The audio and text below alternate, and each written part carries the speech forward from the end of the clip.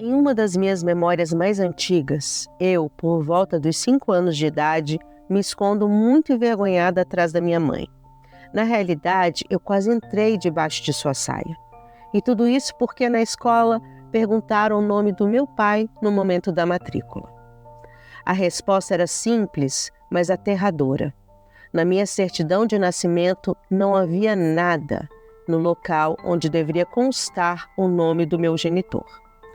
Lembro-me até hoje, quase 40 anos depois, dos sentimentos que me invadiam nessas ocasiões.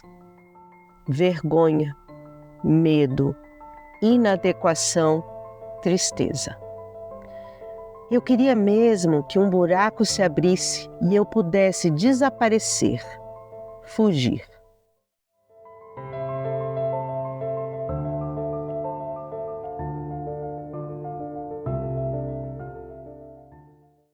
No Brasil, onde quase 500 crianças são registradas sem o nome do pai todos os dias, e cerca de 12 milhões de mães brasileiras criam seus filhos sozinhas, eu virei estatística. A deserção paterna afetou 5,5% das crianças nascidas só nos últimos 8 anos. Pode parecer pouco, mas estamos falando de quase 2 milhões de bebês que foram registrados sem o nome do pai.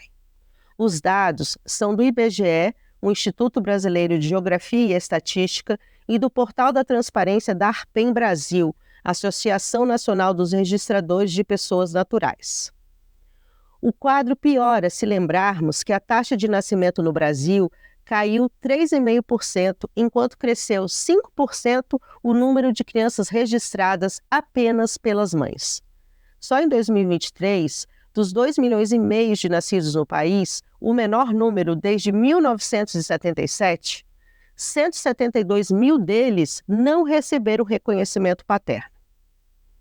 Entre janeiro e março deste ano, das quase 603 mil crianças registradas nos cartórios brasileiros, pouco mais de 41 mil receberam apenas o sobrenome da mãe, ou seja, 7% dos registros de crianças feitos nos 3 primeiros meses do ano. Em comunicado à imprensa, a ARPEM Brasil afirma que esse número, infelizmente, tende a crescer. Aqui é a Fernanda Peregrino, jornalista e idealizadora do podcast Sem o Nome do Pai, série independente com 5 episódios que vai mergulhar nesse tema tão delicado a fim de entender as causas e os impactos do abandono paterno e ouvir histórias de quem viveu essa dura realidade. Este é o primeiro episódio e nele vamos compreender os impactos socioeconômicos do abandono paterno. Mas antes de começar a te contar mais sobre o abandono e o não reconhecimento paterno, eu quero dar um aviso. Você pode ouvir na íntegra todas as entrevistas feitas para a primeira temporada com especialistas, mães solo e filhos e filhas vítimas de abandono paterno. Para isso, basta contribuir com o projeto lá na plataforma Apoia-se. Acesse apoia.se/sem o nome do pai e confira as regras. Agora sim, fica aqui comigo, porque juntos vamos investigar uma das feridas mais profundas da população brasileira. Roda a vinheta. Sem o Nome do Pai Podcast, série independente com 5 episódios que mergulha em uma das feridas mais profundas do Brasil, o abandono paterno.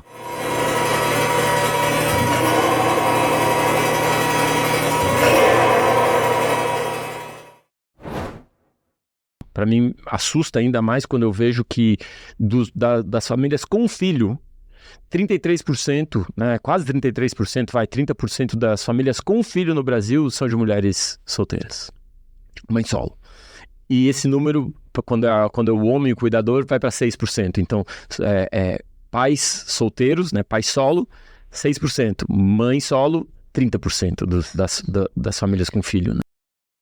Se considerarmos o censo escolar de 2010, no Brasil, 5,5 milhões de crianças e adolescentes foram impedidos de acessar em plenitude os seus direitos fundamentais, como de filiação, convivência com os pais e receber todos os cuidados essenciais para o seu desenvolvimento.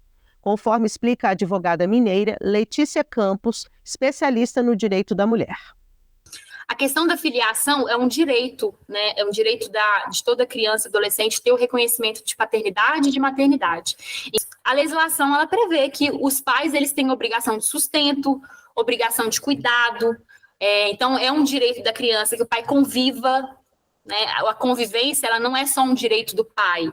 Ela é um direito, é um dever do pai, mas também é um direito da criança e do adolescente. Eu conversei com a doutora Letícia Campos pelo Google Meet na segunda metade de abril deste ano. Ela também sofreu com o abandono paterno e viu as dificuldades que a sua mãe enfrentou para educar 2 filhos sozinha, o que acabou influenciando as suas escolhas profissionais. Eu sou de Belo Horizonte, atendo mulheres mães do Brasil inteiro, e o foco é justamente esse, é atender mulheres, mães solo, vítimas de violência, porque isso tem a ver com a minha história de vida também. Eu sou filha de uma sobrevivente da violência doméstica, minha mãe também foi uma mãe solo, então tive uma dificuldade aí para poder fazer minha graduação. Depois do divórcio dos meus pais, houve um abandono material, um abandono emocional, de convivência, e isso que trouxe toda essa experiência para o meu trabalho, que eu trabalho com isso justamente por ter passado muito disso, né? E aí, com 17 anos, ela se depara com um cara que também veio para azarar mais ainda, né? Não foi o príncipe encantado. Então, eles tiveram um relacionamento, ela engravidou, e quando ela foi dar a notícia, assim, tipo, feliz. Não feliz, mas assim, eu vou ter uma ajuda, uma parceria, porque afinal eu não fiz sozinha. E aí a reação dele foi péssima, assim. Ele deu uma surra nela, com um amigo, porque é bem covarde, né? E aí os dois bateram nela, assim, na intenção de que ela abortasse, né? E não abortou. Estou aqui, graças a Deus.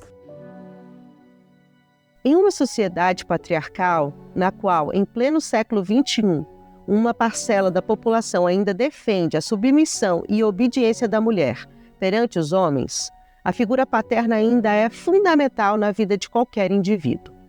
O pai é visto de maneira etérea como herói, modelo e porto seguro. Mas para muitas pessoas, a realidade é bem diferente. E não ter um pai é uma ferida profunda que marca para sempre. Mais que isso, pode ser o fator decisivo para se ter uma vida minimamente digna, comida na mesa, roupa limpa e teto sobre a cabeça. Para as crianças, o abandono paterno pode ter consequências devastadoras, como se sentir rejeitado e sem valor, e isso pode afetar sua autoestima e desenvolvimento emocional. Pesquisadores das universidades de Princeton, Cornell e Berkeley analisaram mais de 40 estudos feitos em diversos países e concluíram que a falta do pai, principalmente nos primeiros anos de vida, afeta negativamente o seu desenvolvimento social e emocional, atingindo mais os meninos. Nós temos estudos muito significativos por toda parte sobre reconhecimento. Reconhecimento é uma questão chave, né?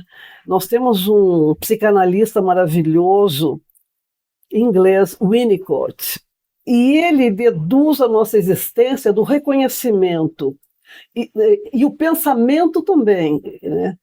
Ele diz assim: sou reconhecido, logo existo. É o reconhecimento do outro, de mim como pessoa, que me leva a deduzir a minha própria existência. Eu passo a existir a partir do reconhecimento do outro. Essa que você acaba de ouvir é a doutora em Sociologia Ana Liese Turler, que estuda desde os anos 90 os impactos do não reconhecimento paterno na vida das mulheres e crianças brasileiras. A especialista me recebeu em sua casa em Brasília numa tarde do início de maio deste ano.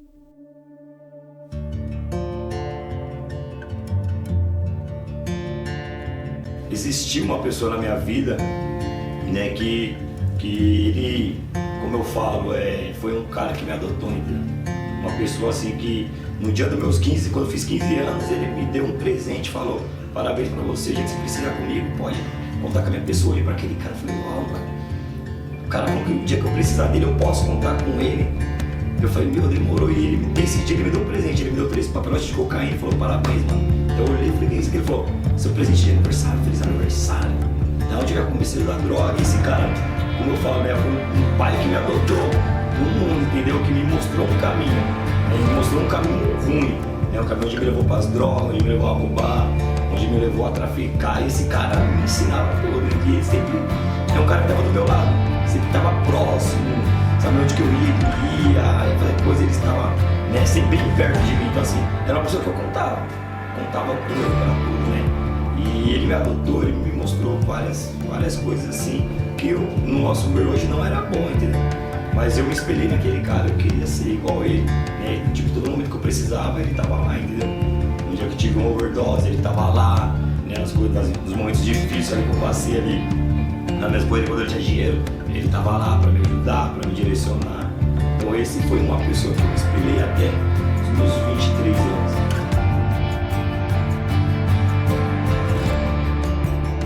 Adolescentes criados sem pai têm mais chances de viver na pobreza, abandonar os estudos e entrar para o mundo do crime. A probabilidade de praticar suicídio dobra entre os jovens nessa situação. Na fase adulta, podem surgir problemas como dificuldade de confiar e se relacionar com outras pessoas, medo de abandono, depressão e ansiedade. Nós estamos construindo o quadro do não reconhecimento paterno no Brasil praticamente nesse século XXI, somente agora. Então, algumas coisas a gente tem estimativa, não tem dados precisos. Mas pela minha experiência no campo, de pesquisa de campo, né, e também pesquisas quantitativas, eu posso praticamente afirmar que o não reconhecimento paterno predomina entre as pessoas mais vulneráveis. Não estou dizendo que é só nessa faixa da população, mas a predominância, né? Como nós temos, por exemplo, o caso do feminicídio também.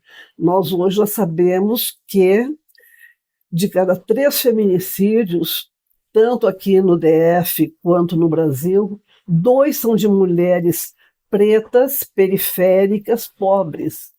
E um é uma mulher branca, de uma classe econômica melhor, mais alta, né?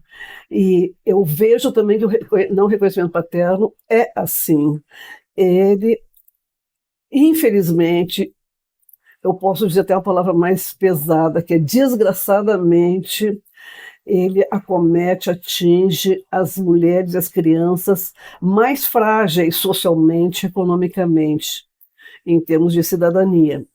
Segundo a Arpem Brasil, as cidades brasileiras com os maiores percentuais de registros sem pai apresentam um índice de pobreza elevado, alto nível de analfabetismo e baixo desenvolvimento.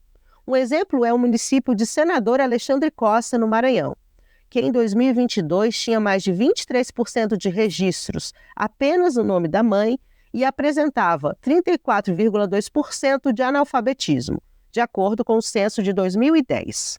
A doutora em Direito Virgínia Reis, que atuou por muitos anos como registradora civil das pessoas naturais, aponta que as regiões Norte e Nordeste possuem o maior percentual de registros de nascimento feitos só com a maternidade estabelecida. Informação corroborada pelo IBGE, que identificou que as regiões Norte e Nordeste têm a maior proporção de mães solo do país.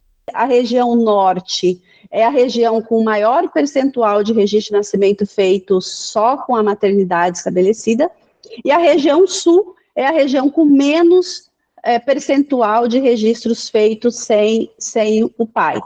A região Norte, 10% dos registros de nascimento feitos na região Norte são sem a paternidade estabelecida. Na região Nordeste, 7% deles. Na região Centro-Oeste e na região Sudeste, 6%. E a região Sul com 5% desses registros. Então, a região Sul tem a metade de registros da região Norte em percentual sem a paternidade estabelecida, um número bem menor.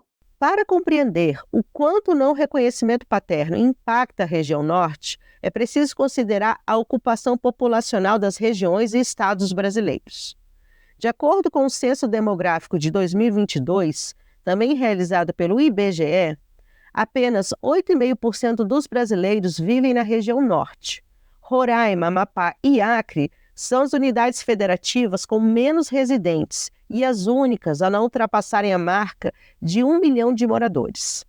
Apenas 1,1% da população brasileira vive nos 3 estados. No entanto, 10% dos registros feitos nas unidades federativas não têm o nome do pai, ou seja, dos 359 mil nascimentos em Roraima, Amapá e Acre, de janeiro de 2016 até maio de 2024, cerca de 34 mil crianças só foram reconhecidas por suas mães. Isso em meio a uma queda de natalidade de 6,2% no Amapá e de 5,6% no Acre. Em Roraima, a queda foi de somente 0,3% no número de nascidos vivos. O que você sente ao pensar no seu pai? Se a resposta for complexa, repleta de nuances e emoções conflitantes, você não está sozinho. O podcast Sem o Nome do Pai é o lugar para explorar essas camadas e romper com o silenciamento das dores e sofrimentos causados pelo abandono paterno.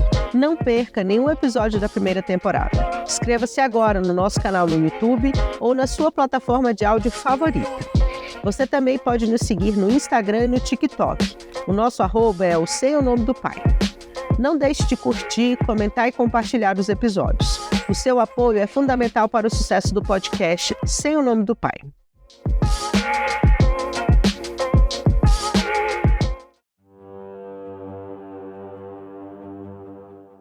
A minha visão mudou quando eu virei mãe. Aí que eu fiquei mais mordida, porque antes eu era muito de boa. Quando eu virei mãe, que eu falei, caramba, que responsa que é isso? Eu me preocupo com o ar que meus filhos respiram. Eu falo, caramba, e ninguém teve esse cuidado comigo, né? Sou uma sobrevivente, assim. Pesquisa feita pelo Instituto Brasileiro de Economia da Fundação Getúlio Vargas e divulgada no ano passado mostra que na última década o país ganhou 1,7 milhão de mães solo. 90% das mulheres que se tornaram mães solo entre 2012 e 2022 são negras. 72,4% vivem só com os filhos e não contam com uma rede de apoio próxima. Estreito o foco do reconhecimento, ele não é nenhum favor que nenhum homem brasileiro estaria fazendo para o seu filho. Homem algum está fazendo favor. Quando um homem não reconhece o seu filho, que é aquela criança indicada pela mãe, porque eu quero dizer que nós brasileiras sabemos com quem nós fazemos as nossas crianças, né? Ele está num exercício de prepotência masculina, está em um exercício de arrogância, né?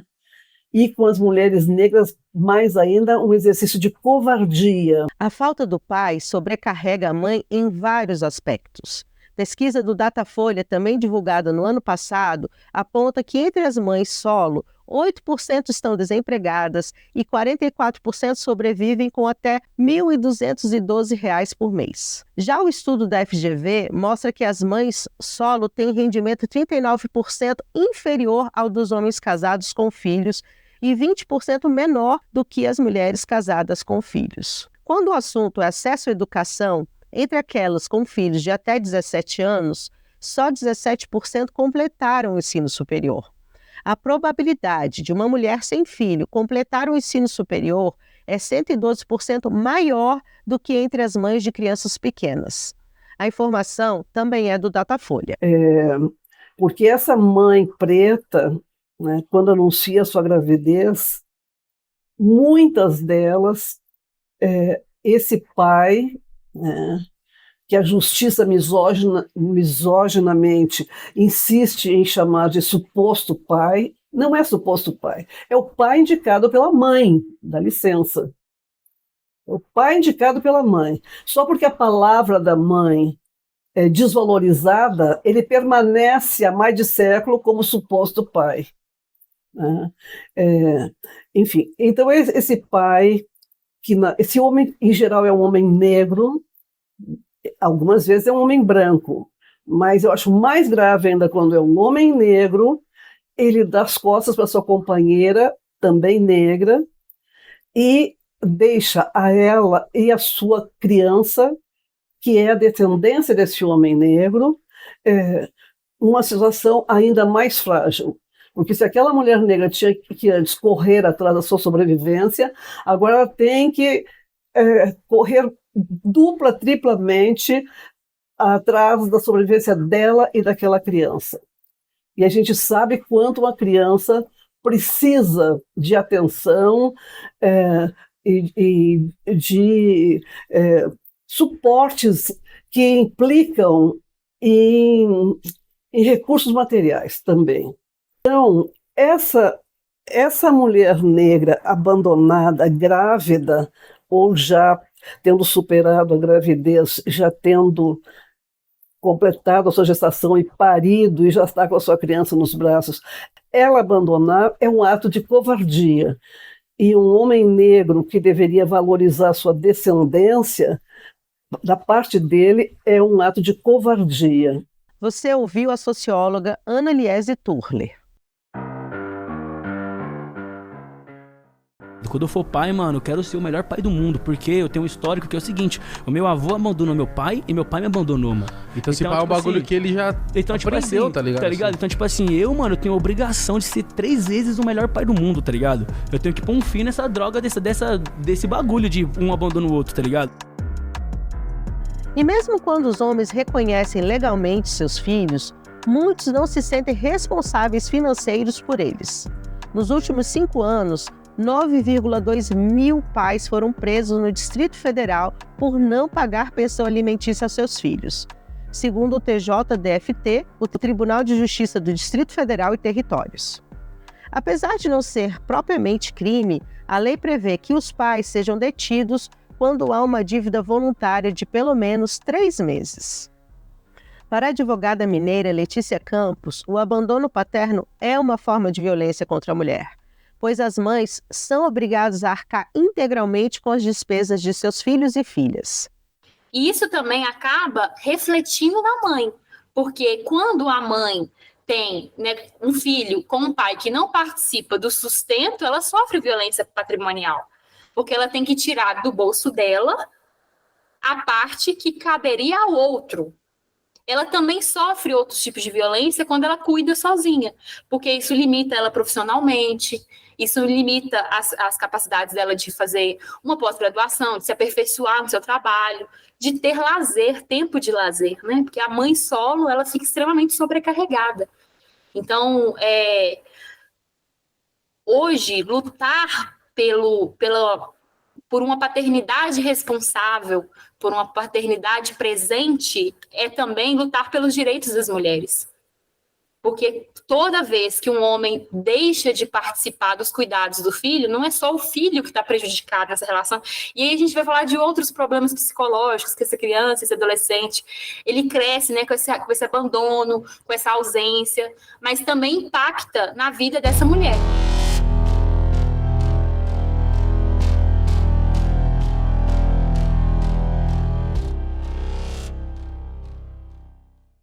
Por mais ou menos 20 anos, uma brasiliense nascida nos anos 80 não sabia absolutamente nada sobre seu pai.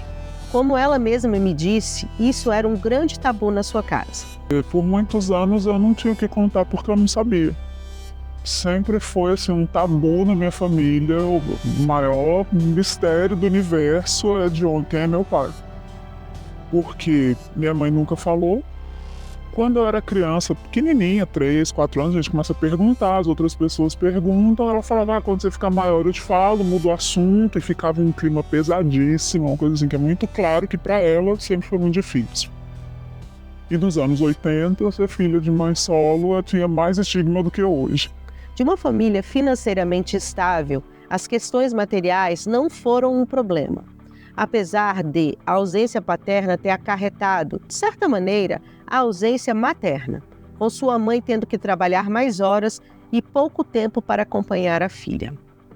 Mas para ela, o que mais machuca é ter sido privada de um direito fundamental: conhecer uma parte da sua origem. Este é um vazio que ainda não conseguiu resolver.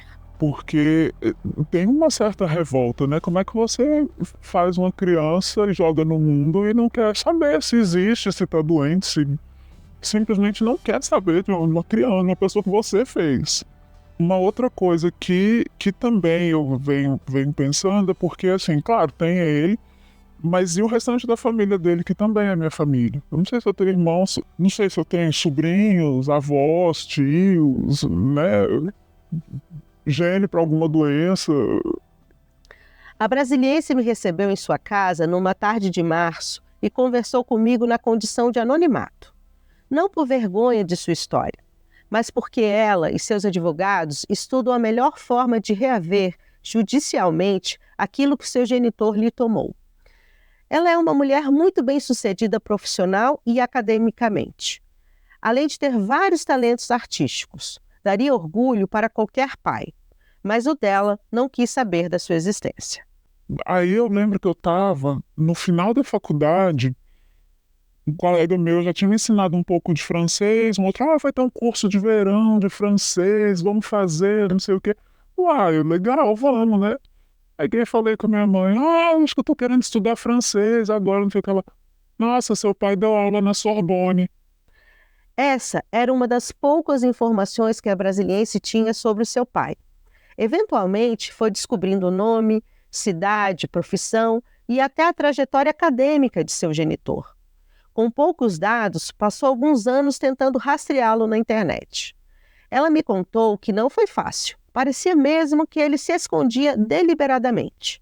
Mas o destino se encarregou de colocar nas mãos dela o e-mail dele.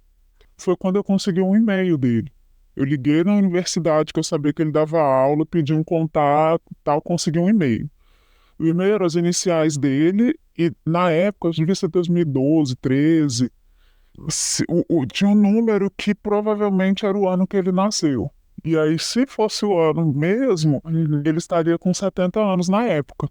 Então era uma coisa assim que eu posso ter um tempo para trabalhar isso comigo, mas pode ser que ele não. Não sei se está vivo, se está doente, se está aposentado, se está. Eu não tinha informação.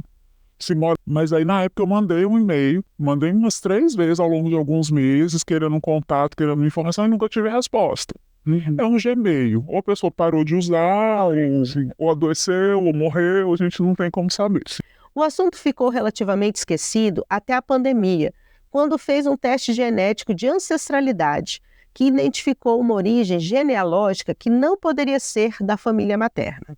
Com o suporte da terapeuta, retomou as investigações e finalmente encontrou informações mais sólidas. O próximo passo foi buscar apoio jurídico. Tinha aquele e-mail antigo que nunca tive resposta, mas tinha agora essa, né? Fui de novo, quase 10 anos depois, isso não sei se foi ano passado ou retrasado. Aí eu mandei uma notificação extrajudicial por correio para ele. A advogada redigiu e questionando, assim, faria o DNA, mas mandei, assim, redigido por advogado, é aquele tipo de coisa que você decide fazer, não dá para ficar pensando muito. Mas, enfim, mandei numa quinta-feira de manhã, segunda-feira à tarde chegou um e-mail dele.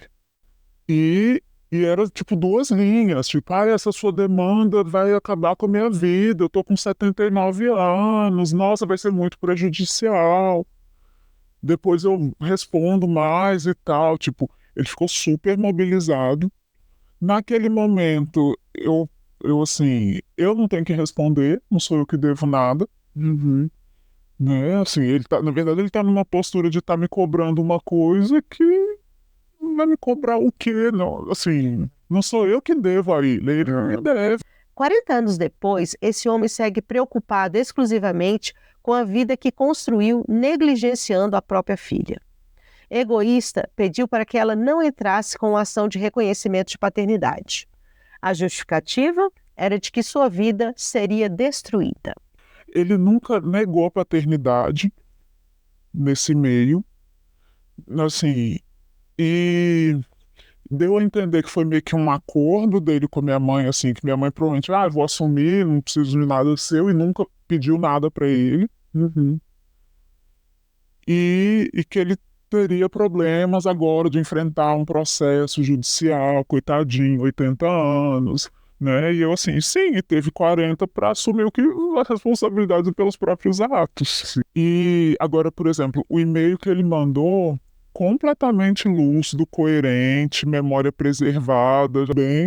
bem sabendo o que faz. Está lúcido e com condições de tentar ludibriar sua filha. Se vendo diante do inevitável reconhecimento de paternidade, o genitor disse naquele e-mail, que demorou 10 anos para responder, que queria fazer um exame de DNA para deixar tudo fundamentado e documentado.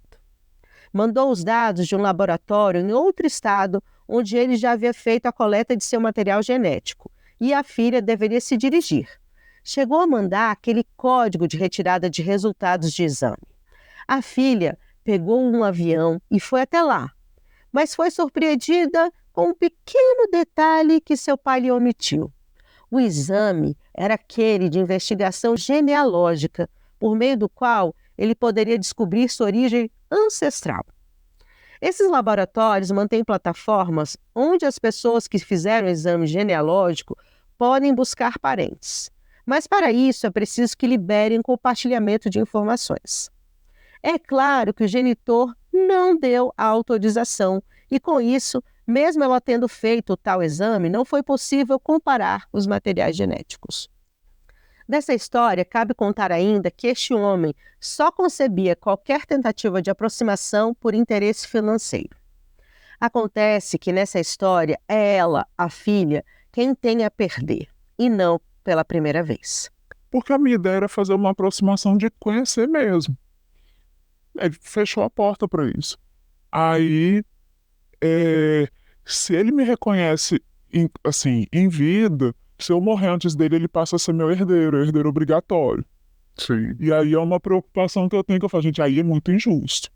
Aí, assim, né, cara, levar minha herança, aí não. Tudo bem que ele tá com 80 anos, mas, né, e então isso é uma preocupação legal, digamos assim.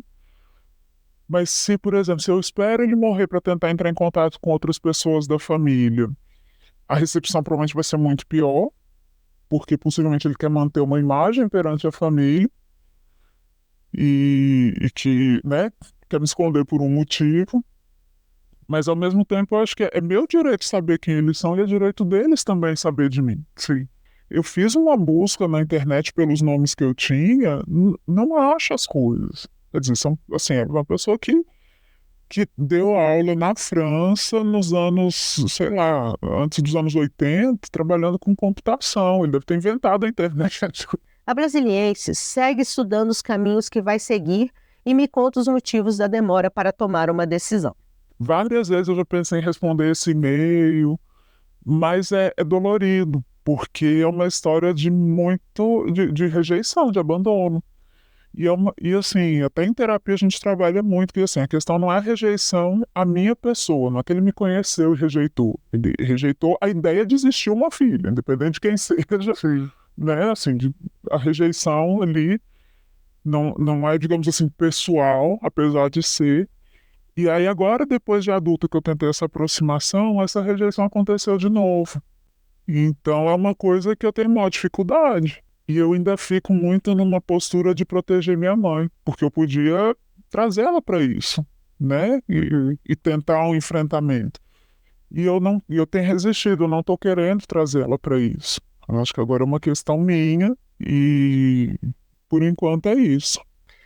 Eu encerrei a entrevista perguntando para a brasiliense o que ela diria para o pai se o encontrasse. E a resposta dela dá uma pista da dimensão e da profundidade que é ser abandonada pelo pai antes mesmo de nascer.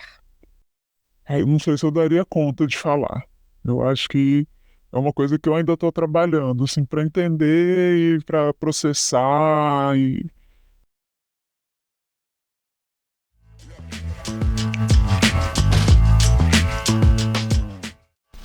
Que tal compartilhar conosco a sua história de abandono paterno ou não reconhecimento paterno? Ela pode fazer parte da segunda temporada do podcast Sem o Nome do Pai. Escreva-nos no e-mail contato@semonomedopai.com. E não se preocupe, os seus dados serão preservados.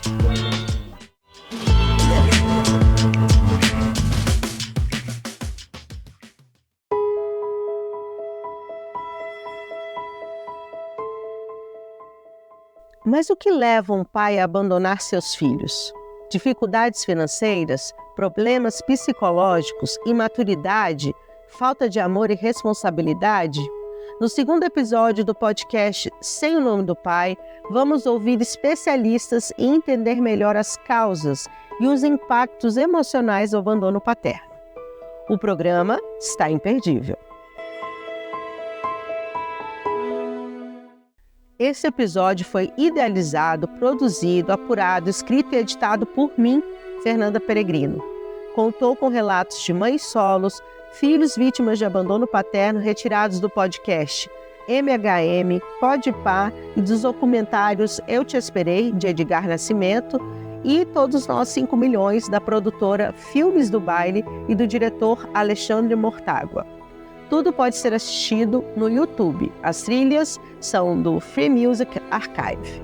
Não seria possível colocar o episódio no ar sem o apoio de Ana Flávia Flores, Felipe Batista, Fernanda Costa, Flávia Lima, Luiz Humberto Oliveira, Naira Almeida, Renata Maffezoli e Wendel Alves, que fizeram doações financeiras para o projeto na plataforma do Apoia-se. A minha gratidão a vocês e lhes desejo muita luz e paz. O Sem o Nome do Pai também recebeu o apoio da For Daddy, do Instituto Brasilinas, da M2 Comunicação Jurídica e da Mais Saudável Cozinha Fit. Contou ainda com o suporte técnico de Mairene Batista e Naira Almeida. Não se esqueça de acompanhar os bastidores do podcast Sem o Nome do Pai no Instagram e no TikTok. Você também pode colaborar com este projeto independente, doando qualquer valor. Basta acessar a plataforma Apoia-se. O endereço é apoia.se/Sem o Nome do Pai. É tudo junto. É isso, pessoal. Semana que vem tem mais. Até lá!